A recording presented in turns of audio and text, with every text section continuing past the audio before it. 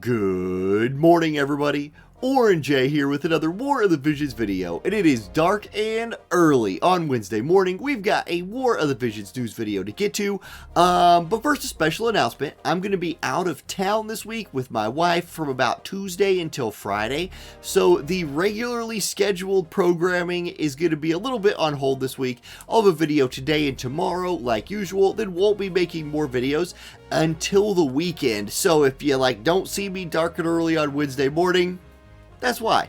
Doubt I'll be able to record and upload anything from where we're going, but we'll see you back on the weekend, no big deal. We shall get to the news now. Okay, so we knew that Dark Ramuh was coming this week, but the big question was, are we getting anything else? What kind of content is going to be released this week? And the answer is quite a bit, actually. So yes, Dark Ramuh is coming. It looks really, really good. If you're a wind or lightning player, especially lightning and global, lightning getting that global buff of the AoE resist and max HP up, that's really nice, but it's a magic up, slash attack resist, earth attack resist, group buff with missile attack resist, spirit piercing rate, and evasion down for wind or lightning units. Then the AoE max HP up for lightning in global, really strong. Also comes with the Esper. We'll look at this on the Tuesday video where we just kind of preview everything for the week in a little bit more detail, including looking closely at the Esper. It'll be the only Esper getting a 3-star awakening this week because it's the new one. Now, what else are we getting? So we're going to be getting some character quests too this week. Howlet, Titus, and Shell. Now, Titus, not Titus from Final Fantasy X, or Titus, like some people will call him, but Howlet, Titus, oh boy, that sounds like something else. Anyway, Shell, they're all getting their character quests too, so we'll look at them in the preview video also. Okay, JP bonus for them this week, just like usual, when characters get that upgrade. Now, the 1000 Days of War of the Visions celebration is continuing with Countdown Part 2. The login bonuses look different to me this week. So they've changed kind of what we're getting every day. The amount of Visior staying at 2100, but I really like the Affinity Resonance keys. There's 2 Blossoms coming in, Arena Restores. The burst pots are nice, so a little bit maybe better. I don't know. We're getting the same amount of Visior, but Amnesia Dew and Affinity Resonance keys are particularly useful from the login rewards. Daily quests are going to be triple drop this week, so definitely one thing to farm are your daily quests, especially Gill Snappers on the weekend. Triple Gill Snapper drop. Take advantage of that, especially if you're planning on pulling a lot of new units later, later this month, or with the collaborations coming up. You need a ton of Gil to level up a unit and fully unlock all their skills. Get that Gil this weekend. Also a 5x arena drop medal campaign. That's that. Then Porcelain Tower coming out this week. Tower is definitely one of my least favorite PVE experiences. Just as it gets longer and longer, to me it gets more tedious and more tedious. You have to make new teams. I don't know, I just auto make teams and clear it, so I will do it because I want the gear. But man, okay, I'm not super excited about Tower. But also we're going to be getting Interlude 2 Part 1 Scene 2. So more story coming out this week. Actually had somebody asking on Discord when the next bit of story was coming out. Looks like that's going to be Wednesday. And then equipment and training quest for Icebrand is going to be running.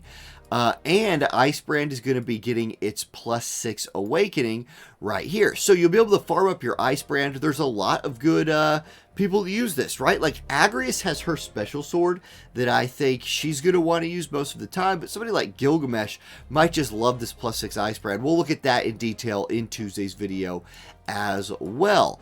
Blah, blah, blah. Then it just talks about Tower for a while. Yep, it's going to be the Tempest Ring from the 90th floor of Tower. The 90th. It's been, wow, this thing has gotten far. You could now get very far. The Luminous Armlet, guys, if you are farming this for the first time, get the Luminous Armlet. In my opinion, it's the best thing in the Tower today. Okay, Raid Boss Revival. Here is another thing you're going to be able to farm in PvE. This is a better event, in my opinion. This will be, you'll be able to redo old raids, including multi-rooms of it. Let's see, so high difficulty vision quests Vision Card Enhancement quest will be back for Kraken, Demon Chimera, Tranquil Warmth, White Dragon, Lich, Wintertide Bloomers, and Blood on the Ice. So those free vision cards that we've gotten in the past, the MR vision cards, you'll be able to farm the heck out of those this week if you need to farm some of those. Then we will also be able to farm reissued raid bosses Igaion, Omega, Leviathan, and Glacial. That is a Lightning, Dark Water, and Ice element boss, which means you would want to typically fight them with like Earth, Lightning, Earth, guys, my words, Earth, Light, Lightning, and Fire. So we'll be able to farm some bosses this week. There'll be the Revival Raid Shop, a really good chance to get maybe another +5 piece of raid gear, maybe your first +5 piece of raid gear. This is some of that stuff that if you're looking to take your account to the next level, boom, you're going to want to get. Here's a list of all the recipes you could pick out, a ton of great stuff in there. There's those vision cards again. Big farming week there. And then we are getting job improvements. Our next batch of job improvements and some vision card buffs are coming in. So Warrior / Lord, that's Prince Mont, Green Mage, Samurai, and Rune Knight. So Prince Mont getting his job buff right here. It's pretty good. It's pretty good. Beastbreaker will now give greater beast killer. Okay, whatever. That's just like for something.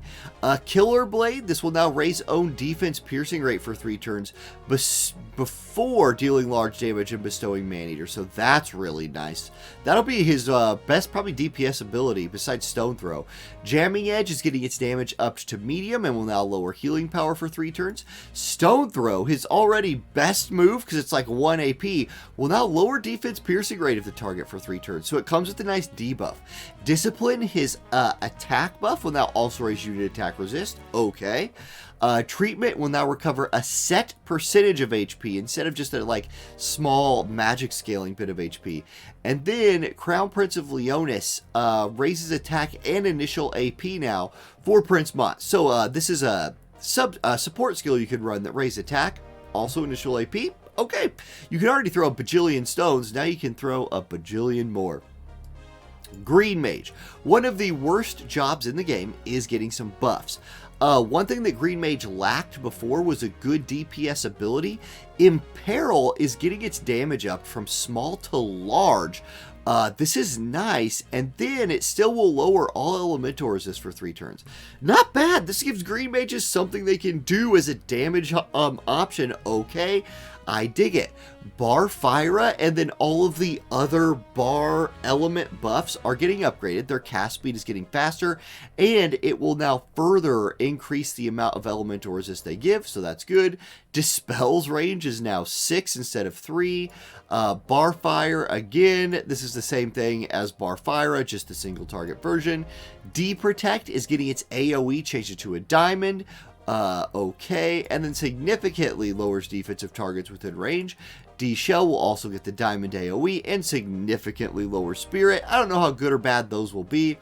Vitalize will now give more agility. Okay, so a nice buff upgrade right there. And then Savior's Protection raises debuff resist, magic attack resist, and the magic attack resist is getting buffed. So overall, this is a ton of buffs to Green Mage. Will it make Green Mage good? I don't know. They definitely needed the DPS spell, and maybe in like elemental resist groups now or something, they could be useful. We'll see. Samurai. Okay, the Samurai job is getting a buff. Kongu is getting the AP consumptions cut down by 8 from 36 to 28, getting another use. Will now raise own / attack resist piercing rate for 3 turns. That's big. Then deals large damage and bestows machine / stone killer. So big upgrade to Kongu right there. That'll hit a lot harder. Obor Zaruki here. This gets a range height from 0 to 1. Still does medium damage. Now lowers healing power for 3 turns and still has a chance of inflicting slow. Hayate will raise own CT medium after movement to target panel.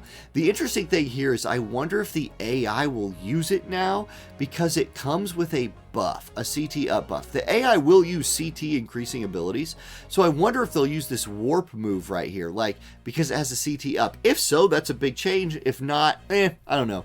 Probably not such a big change. Hien will now recover own AP if it kills somebody.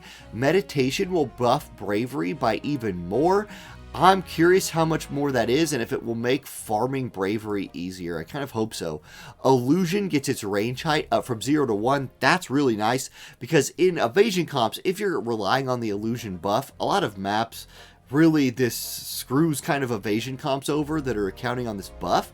So that's nice. It will also give own AoE resist for 3 turns. So this is a really big deal. That's a great buff to illusion. And then Vortex Render. This is King Rob's EX ability. Gets another use. Removes courage now when he hits people with it.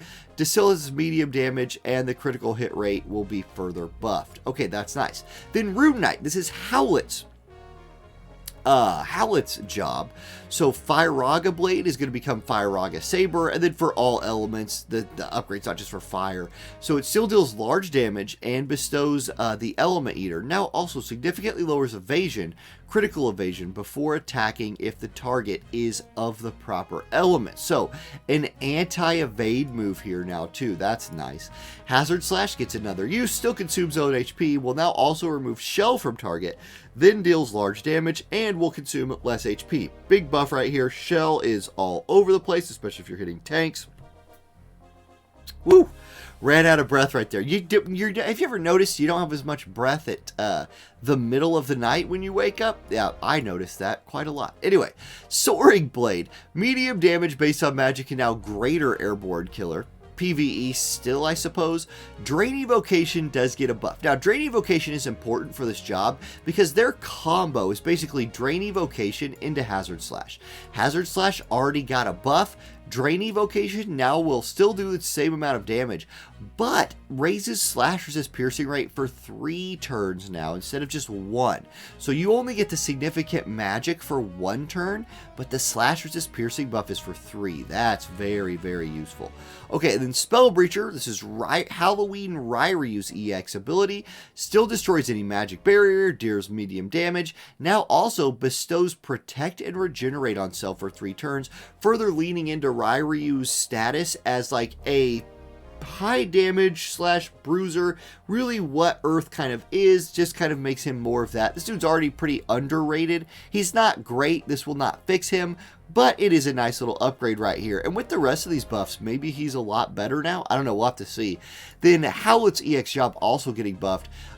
Augmentor's Blade, raise own spirit piercing rate and slash attack for 3 turns now, then deals 2 hit damage large to targets based on caster's magic stat. This damage going to large right here could be a big deal for PvE chaining, maybe with Howlett's at job level 25. We'll have to see on that as well. And then improvements to 2 max cost vision cards. Dark Odin and Dark Tetrasylphid getting their unit attack resist changed from 10 to 15. Okay, that's a nice buff. Honestly, because it felt a little awkward to use these sometimes if you were trying to stack the unit attack resist slash AoE attack resist, because you're only getting 10 unit from these like premium vision cards. Now it's 15. That feels a lot nicer, so I appreciate that buff. That's the news.